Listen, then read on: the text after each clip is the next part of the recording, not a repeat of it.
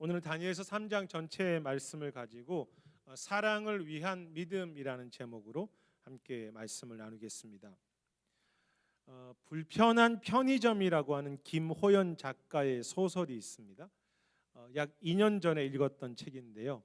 한국에서 100만 부 이상 팔린 베스트셀러이기도 합니다. 불편한 편의점. 이 소설은 한 편의점을 중심으로 벌어지는 여러 사람들의 이야기를 담고 있습니다. 특히 편의점 사장이면서 교회의 권사님이기도 한 염 여사라고 하는 여인은 서울역의 노숙자였던 독고라고 하는 사람에게 편의점에서 일할 수 있는 기회를 주게 되는데요. 이 독고라고 하는 사람은, 이 노숙자는 알코올성 치매로 자신의 과거를 기억하지 못하는 상황이었습니다. 소설에 보면 편의점인데 불편하다고 말합니다. 좀 그 말 자체가 이상하죠. 편의점인데 불편합니다. 그 이유는 편의점에 여러 가지로 부족한 것이 있어서도 그렇지만 무엇보다 이 독고라고 하는 노숙인이 직원으로 일하는 것이 불편하기 때문이었습니다. 그런데 그렇게 불편한 것은 편의점 자체나 이 독고라고 하는 노숙자 이 직원만이 아니라 이 주인인 염 여사의 가정 상황도 어려웠고요. 그곳에서 일하는 직원들의 삶도 복잡했고, 그곳을 찾는 모든 이제 손님들 한 사람 한 사람들의 사연이 한 챕터마다 나오는데, 모든 손님들 삶의 자체가 너무나 문제가 많습니다. 자녀들의 문제도 있고, 직장 때문에 어려워하는 고통도 있고, 또 과거에 자기가 아파했던 것 때문에 힘들어하는 사람들, 혹은 미래가 불분명하기 때문에 모두 불편한 그런 사람들이죠. 문제가 끊이지 않고요, 뭔가 잘 정리되지도 않고 통제되지 않는 그런 삶과 인생이라고 할까요? 그리고 그렇게 문제가 끊이지 않고 계속 삶이 흔들리고 좀 통제가 되지 않는 것이 지금 우리가 살아가는 미국과 전 세계 상황이기도 하고요. 또한 그렇게 뭔가 통제가 되지 않는 것이 오늘 본문 3장의 모습이기도 합니다. 우리는 몇 주 전에 살핀 그 다니엘서 2장에 보면 하나님은 느부갓네살 왕의 꿈을 해석해 주셨고요. 그 결과 느부갓네살 왕이 하나님을 인정하며 또 찬양하는 그런 내용이 있었습니다. 사실 이 느부갓네살이라고 하는 사람은 변덕스럽고 폭력적인 왕으로서 그 바벨론이라고 하는 강력한 힘 아래 있던 그 포로로 잡혀온 이스라엘 사람들은 그 위협적인 왕 아래에서 살아가야만 했습니다. 그러나 감사하게도 하나님은 그 위협을 이길 수 있는 은혜를 계속 베풀어 주셨죠. 이게 계속 지내오면서 그것이 1장과 2장의 내용이었습니다. 그리고 2장 이후에 약 15년이란 시간이 지난 상황에서 느부갓네살 왕은 갑자기 금으로 큰 신상을 만들고 모든 사람들이 그 신상에, 그 높은 그 신상에 절해야만 한다고 그렇게 다시 위협하게 된 것입니다. 흥미로운 것은요, 여러분 2장의 내용을 기억하십니까? 하나님께서 그 왕의 꿈 가운데 신상이 무너지는 그런 비전을 보여주셨었죠. 근데 그때는 이제 머리만 금이었는데 느부갓네살 왕은 15년이 지난 후에 그 비전을 자신의 우상으로 만들어서 그것을 가지고 또 다시 믿음의 사람들을 위협하고 있는 모습입니다. 불편한 왕이고요, 무엇인가 통제되지 않는 것 같은 그런 세상의 위협이지요. 다니엘서 1장에서 다니엘은 믿음으로 왕의 음식이라고 하는 위협을 이길 수 있었습니다. 2장에서는 왕의 꿈이라고 하는 그 위협적인 상황 가운데 하나님이 다니엘과 친구들에게 은혜를 주셔서 그 어려움을 믿음으로 잘 넘어갔습니다. 그런데 마치 길들여지지 않는 짐승처럼 느부갓네살 왕이라고 하는 그 위협이 다시 등장한 것입니다. 바벨론이라고 하는 그 세상의 도전이, 이제 저희가 3장을 다 읽지 않았지만 그 속에 또 바벨론 텃세를 부리는 사람들의 시기가 있거든요. 그런 미움과 같은 문제가 계속 반복해서 생기고 또 문제가 생기는 그런 상황입니다. 특히 저희가 읽으셨던 15절에서 느부갓네살 왕은 이제 새 친구들이 거절하자 다시 잡아왔거든요. 그 친구들에게 그렇게 말하죠. 새 친구들에게 너희를 나의 손에서 건져낼 그런 신이 있겠느냐. 하나님을 아는 듯했던 느부갓네살 왕인데 그 믿음의 사람들을 향해서 비웃는 것입니다. 우리의 믿음을 향해서 세상은 끝없이 비웃고 위협하고 도전합니다. 하나님만 믿으면 가능하냐? 근데 이 가운데 다니엘은 등장하지 않거든요. 그것에 대해서 학자들은 이제 보통 그렇게 많이 해석을 하는데 다니엘은 그 당시 상당히 영향력 있는 사람이 되었기 때문에 왕의 명령을 따라서 바벨론이라는 것이 너무나 큰 땅이기 때문에 이제 그곳에 왕이 일을 감당하게 했을 것이고 그 기회를 틈타서 다니엘이 있으면 이런 신상을 세우는 것에 좀 불편하니까 왕이 그 신상을 세우는 일을 다니엘이 없는 틈을 타서 벌였을 것이라고 그렇게 해석하기도 합니다. 어떻게 보면 참 피곤하고 지칠 수 있는 상황이지 않습니까? 믿음으로 이겼습니다. 1장과 2장에서 또 믿음으로 무엇인가 저 왕이 좀 변화되는 것 같아라고 생각했는데 하나도 변화되지 않고 다시 문제가 또 발생하고 전혀 통제가 되지 않는 그런 삶이 되는 거죠. 그때 새 친구들은 17절에서 이렇게 말합니다. 하나님이 계시다면 왕의 손에서 우리를 능히 건져내실 것입니다.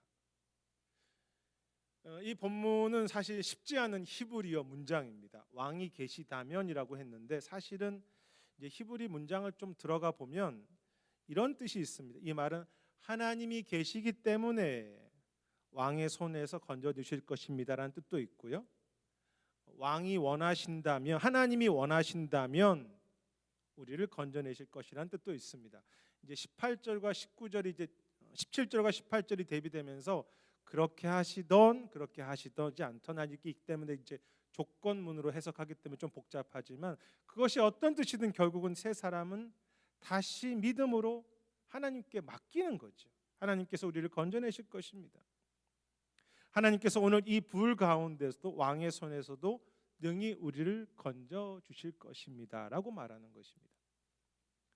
누구나 처음 몇 번은 믿음으로 하나님께 맡기는 것이 가능합니다. 몇 번은 가능하죠. 하지만 여러분 끝없이 같은 문제가 반복될 때 그것이 내 가정의 상황이든 교회의 모습이든 같은 어려움이 계속 반복될 때 믿음으로 살았는데 상황이 전혀 변하지 않는 것 같고 전혀 통제도 안 되는 것 같고 불편한 일들이 계속해서 벌어질 때 그 가운데 다시 믿음을 고백하는 것은 참 쉽지 않습니다. 무엇이 믿음의 삶입니까? 내가 내 인생을 통제할 수 없다는 것을 겸손히 인정하면서 반복되는 그 같은 문제 가운데 다시 하나님의 인도하심을 의지하고 하나님께 맡기는 것이 믿음의 삶이죠.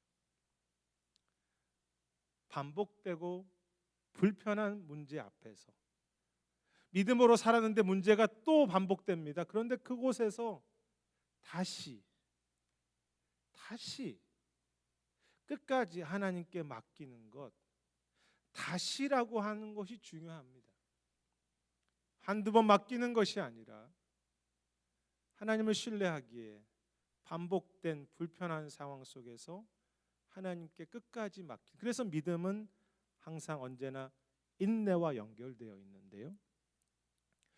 불편한 편의점이라는 그 책에서 가장 불편하다고 생각했던 그 노숙자 독고라는 사람을 통해서 오히려 사람들은 편안함을 갖기 시작하고요. 그 불편한 독고를 통해서 위로와 사랑의 회복들을 경험하게 됩니다. 그가 편의점에서 일을 시작할 때만 해도 모두를 그를 불편하게 생각했는데 그가 예상외로 일을 너무 잘하고요. 자신도 점점 회복해 가면서 아픈 사람들의 말을 들어주고 위로도 해주고 회복시키는 일을 하기 시작합니다. 가장 불편한 곳에서 가장 불편한 사람을 통해서 오히려 회복이 경험되는 것인데요. 사실 원래 그는 의사였습니다. 근데 과거에 의사일 때는 자신이 모든 것을 다 통제하려고 했고 자식도 자기가 그렇게 자기의 지혜로 키우려고 했지요. 그래서 그때는 자신감이 넘쳐서 다른 사람의 말을 듣기보다는 내 생각을 주장하는 사람이었다고 했습니다. 그런데 어떤 사고 때문에 그가 돌보던 환자가 죽음에 이르는 의료 사고가 발생하는데, 물론 이제 그 사람만의 잘못은 아니었고 좀 그도 어려운 가운데 들어가는 의료 사고였는데, 그가 이제 환자가 죽게 되면서 그는 이제 직장을 잃어버리고 가족들도 아버지가 너무 자기 주장만 하니까 그 가족들이 다 떠나게 되는 상황에서 알코올성 치매에 걸리게 되고 노숙자가 된 것입니다. 그런데 이제 그가 이렇게 노숙자로서 조금씩 이제 치매 그 일을 회복해 가면서 점점 자신이 통제하려고 하는 삶에서 벗어나 사람들의 말을 들어주고요, 사람들을 받아들이는 삶으로 변화되어 가기 시작합니다. 이 소설의 작가는 기독교인이고요. 소설에서 편의점 주인인 염 여사도 기도하는 그런 믿음의 분으로 등장합니다. 이제 소설에는 그렇게 나오지 않지만 이 작가가 기독교 방송에 나와서 물론 어머니 주일이기도 하지만 그 여성이 기도하는 자신의 어머니가 모델이었다고 이야기합니다. 늘 자신을 위해서 기도했고 또 같이 기도를 데려갔던 어머니를 기억하면서 이 소설을 썼다고 이야기하는데요. 통제되지 않는 불편함을 받아들이고 다시 주님의 손을 신뢰하면서 다시 주님께 맡기는 믿음이죠. 튤리안 차베진이라고 하는 참 귀한 목회자가 쓴 Jesus All이라고 하는 책이 있습니다. 그냥 한국말로도 Jesus All로 그렇게 했습니다. 이제 굳이 번역하자면 예수로 충분합니다이지요.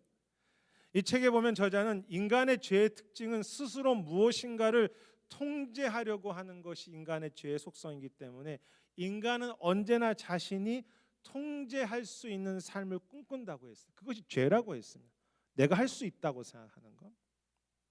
그 결과 신앙생활마저도 여러 가지 규칙을 잘 만들어 놓고 그것을 내 스스로 열심히 잘 하면서 그러면 내가 좋은 신앙이 가능하다고 생각하면서 교회 안에서도 신앙생활하면서도 내가 통제하려고 하는 그런 신앙을 원하는데 그것은 평생을 허비하는 신앙이라고 책에서 아파합니다. 주님이나 우리의 삶이 우리의 계산대로 결코 움직이지 않으신다고 그는 강조합니다. 그는 말합니다. 좋은 종교인이 되는 규칙을 만들고 열심히 많이 하면 좋은 교인이 될 것이라고 가르치지만, 열심히 하면 좋은 교인 될 것이라고 이야기하지만 그것은 예수님을 믿는 것이 아니라 열심히 하는 내 자신을 믿는 것이고, 그것이 이 현대 교회의 교만이자 매우 분명한 오해라고 그는 책에서 이야기합니다. 믿음으로 살지만 문제는 멈추지 않습니다. 믿음으로 산 그 결과가 아픔입니다. 그런데 그 사실을 통제되지 않는다는 사실을 인정하면서 내가 통제할 수 없다는 것을 받아들이면서 그 가운데 다시 하나님께 맡기는 그런 믿음이지요. 이제 이번 단기 선교 중에서 너무 차와 비행기를 오래 있다 보니까 제가 2년 만에 막 이제 그 단기 선교 중에 다리에 쥐가 나서 막 밤잠을 못 자기도 했고요. 선교지에서 지난주에는 제가 설교를 하고 딱 내려오는데 다리가 제 마음대로 움직이지 않았습니다. 보신 분들이 계신지 모르겠지만 다리가 제가 절뚝절뚝 했더니 어떤 분이 하나님과 싸우다가 절뚝발이가 되었던 야곱 같다고 저에게 말씀하셨습니다. 뭐 다리가 절뚝여도 성경의 인물과 비슷해지면 좋은 은혜가 아닌가 생각했습니다. 아니 작은 여행을 하고 나서도 제 다리도 제가 통제할 수 없는데 왜 이렇게 밤잠이 잘 안 오는지, 시차가 안 맞아가지고요. 잠도 제가 마음대로 통제 안 되는데 제가 무슨 제 인생과 제 미래와 목회를 잘 통제할 수 있다고 착각하며 사는 것이죠. 그것이 목회이든 가정이든 자녀들이든 지속해서 불편한 문제들이 끊이지 않는 삶이라는 것을 겸손히 인정하면서 그 가운데 좌절하거나 낙망하지 않고요. 문제가 또 발생하는데 그렇다고 내가 좀 더 열심히 하면 될 것이다 이렇게 말하지 않고 다시 하나님께 맡기면서 다시 어린아이는 또 맡기잖아요. 믿음으로 맡기면서 걸어가는 것. 반복된 문제 가운데 좌절하지 않고 어린아이처럼 처음처럼 다시 하나님께 맡기는 것. 그것이 위대한 믿음이죠. 그것이 복된 믿음이죠. 세 친구는 반복되는 왕의 위협이 앞에서 고백합니다. 하나님께서 함께 하시기 때문에 다시 문제가 여기에 와 있지만 이 풀무불 가운데 그리고 그 오늘 당신 왕의 손에서 하나님이 능히 우리를 건져내실 것을 저희는 믿습니다. 그것이 17절의 고백이었죠. 그런데 이러한 이 세 사람의 17절의 믿음의 고백은 사실 더 중요한 18절의 고백으로 이어지는데요. 너무나 유명한 말씀이죠. 그리 하시지 않을지라도 왕들의 신을 섬기지 않을 것입니다. 라고 그렇게 말했습니다. 여기에서 섬긴다라고 하는 표현이 반복되어 나옵니다. 우리가 섬기는 하나님이라는 표현도 나오고요. 왕의 신을 섬기지 않겠다고라는 표현도 등장합니다.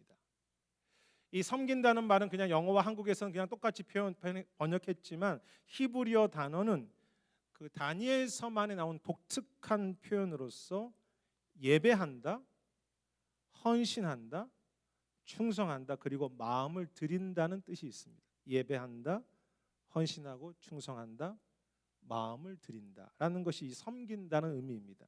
우리식으로 표현하면 사랑한다, 주를 높인다, 그리고 주를 따르면서 동행한다라는 그런 것이 이 섬긴다는 뜻이 되겠죠. 즉 18절의 고백은 하나님께서 자신들을 살리지 않고 죽음에 이르게 할지라도 그렇게 하시지 않을지라도 그들은 하나님을 사랑하며 주님을 가까이 하는 그 이 과정을 이 믿음을 멈추지 않겠다고 고백하는 것입니다. 죽을지라도 주님을 가까이 하겠습니다. 주님을 사랑하겠습니다. 그들의 믿음의 목적이 무엇인지 그들의 믿음의 진짜 동기와 이유가 무엇인지를 잘 보여주는 고백이라고 말할 수 있겠죠. 세 사람의 믿음의 목적이 무엇입니까? 아니 건강한 믿음의 목적이 무엇입니까? 하나님께서 그들을 안전하게 해주시고 위대한 삶이 되는 것이 목적이 아니었지요. 그렇게 하시던 하시지 않던 그것이 중요한 것이 아니라 내 삶이 잘 되든 못 되든 그것이 중요한 것이 아니라 그들의 믿음의 목적과 이유는 하나님을 사랑하며 하나님을 예배하며 그와 동행하는 것이었습니다. 사랑을 위한 믿음이지요. 주님을 사랑하는 것이 주님과 가까이 하는 것이 목적이 되는 믿음입니다. 많은 경우 믿음 생활을 잘하면 우리 삶을 잘 통제할 수 있고 하나님의 이름으로 미래에 어려움이 없을 것이라고 생각합니다. 그러나 성경과 복음은 그렇게 말하지 않습니다. 건강한 신앙생활을 했던 많은 믿음의 사람들이 더 가난해지기도 했고요.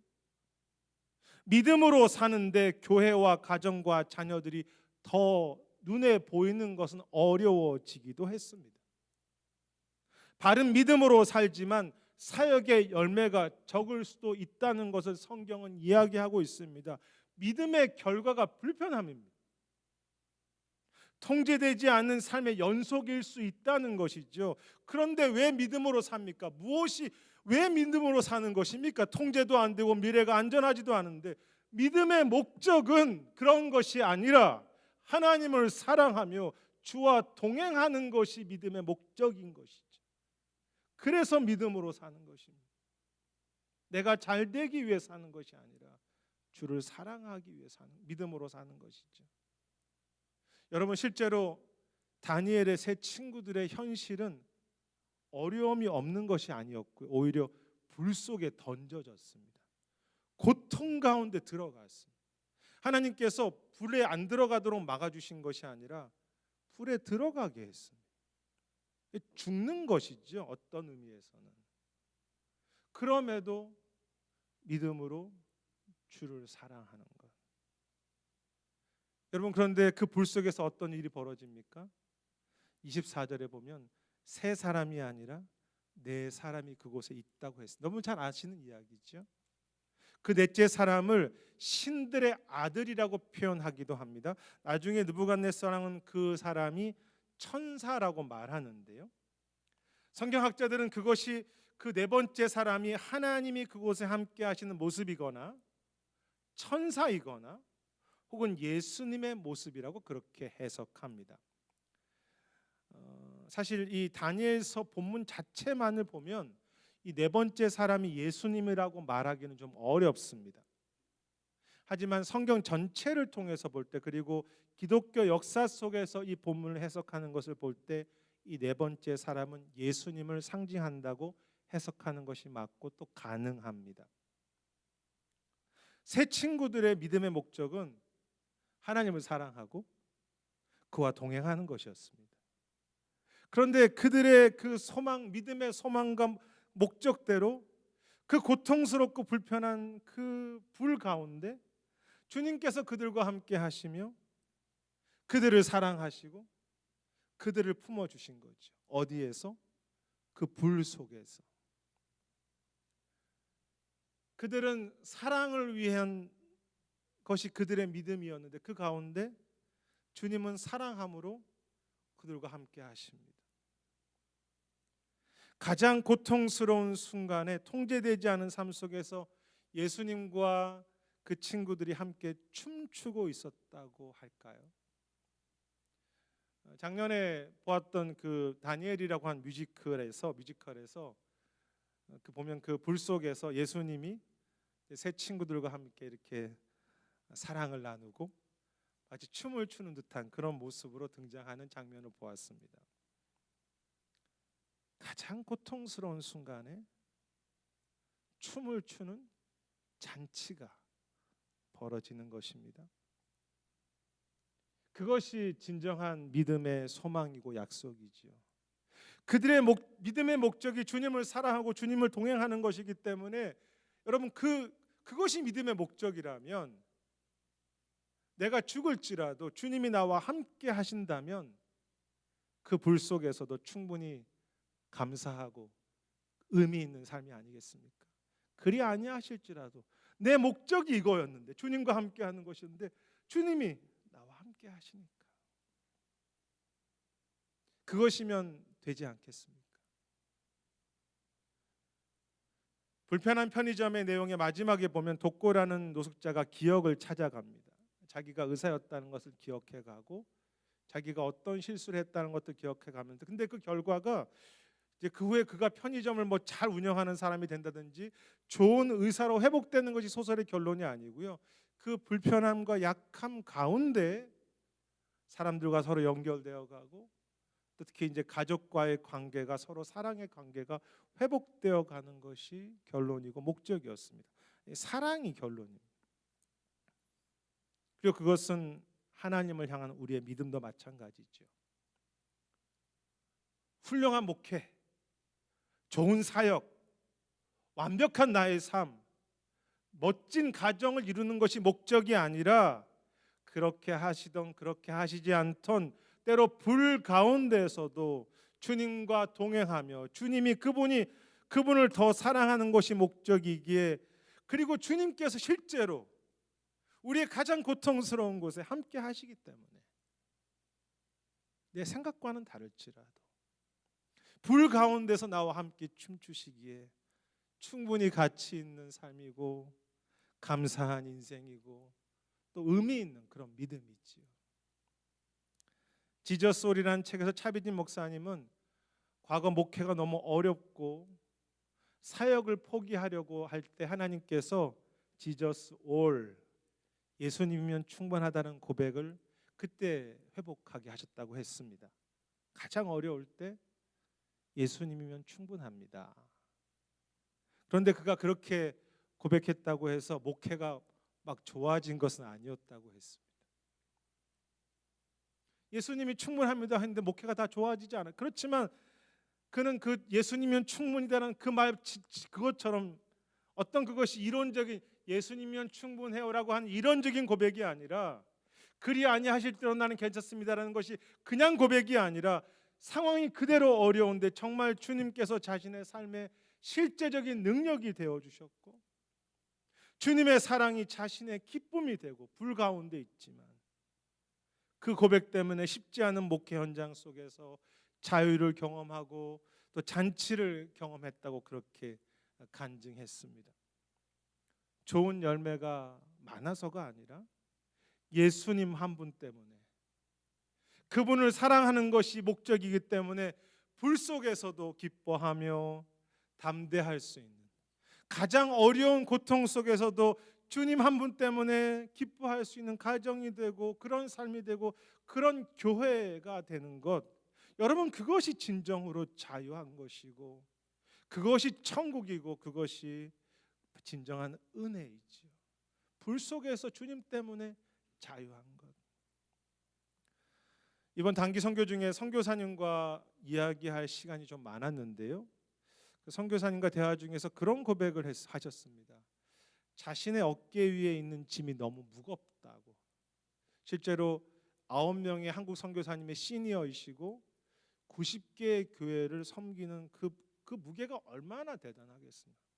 그래서 자신이 그것을 다 감당하려고 하면 빨리 그 자리를 은퇴하고 싶고 포기하고 싶을 때가 너무 많다고 하면서 그렇게 하지 않고 하루하루 주님께 맡기면서 자신은 끝까지 지치지 않고 사역을 잘 감당하기를 원하는 것이 그의 기도 제목이라고 했습니다. 내가 감당하는 것이 아니라 주님께 맡기고 어린아이처럼 한 걸음 한 걸음 걸어가는 것이죠. 저는 부족해서인지 저도 이 목회와 삶이 때로 무거운 짐이라는 생각이 듭니다. 그런데 이제 이번 주에 제가 아내한테 그런 이야기를 했습니다. 이 목회라는 짐은 무거운데 내가 사역하는 이유는 목회라는 짐을 잘 감당하거나 목회를 잘해서 사람들에게 영향력을 주는 것보다는 내가 설교하는 예배를 매주 드리고 싶다고 그렇게 이야기했습니다.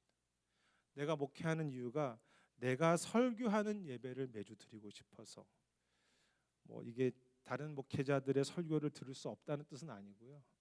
또 제가 설교가 대단하다는 그런 의미는 아니고요. 제가 설교하기 때문에 얼마나 제가 열심히 설교를 듣겠습니까? 여러분 이 중에서 제일 설교를 열심히 듣는 사람은 바로 저입니다. 그래서 이 사역을 통해서 설교를 열심히 듣게 되니까 제가 대단한 사역하는 게 아니라 그것이 짐이 아니라 조금이라도 더 주님을 사랑할 수 있고 사역하는 가운데 말씀과 기도 앞에 서는 것을 놓치지 않는 그런 믿음이 되는 것이 목적이기 때문에 짐을 지는 그런 사역이 아니라 감사한 믿음의 기회가 주님을 사랑할 수 있는 설교를 가장 열심히 들을 수 있는 그런 기회가 되는 사역이 된다는 것을 참 많이 깨닫게 되고요. 그리고 저의 부족한 이 믿음과 사랑 속에 주님께서 저 대신 짐 지셔서 불 가운데 함께 하셔서 능히 주님께서 나를 건지시고 사랑하신다는 것을 그런 사역이 되게 하시는 것을 이미 많이 경험했고요. 경험하고 있고 앞으로도 제가 어떤 불 속에 또 들어가겠지만 그 속에도 또 잔치와 기쁨이 있는 그런 하루가 되게 하실 것을 저는 믿고 있고 또 그것이 여러분들의 삶이라고 저는 믿습니다. 내가 짐짓는 사역이 아닙니다. 그 사역 때문에 내가 주님을 더 사랑할 수 있는 거지. 새 친구들의 고백 아니 우리의 고백이죠. 그리 하시던 하시지 않던 우리는 다시 하나님을 사랑하며 주님을 섬기며 사랑할 것입니다. 주님이면 충분합니다. 주께서 능히 구원하시며 내 생각과는 다르게 내가 불 가운데 들어가겠지만 그 불 가운데 우리와 함께 하실 것입니다라고 고백하는 그런 믿음의 그런 소중한 간증이지요. 여러분, 불편하고 반복되는 문제와 통제되지 않은 삶입니다.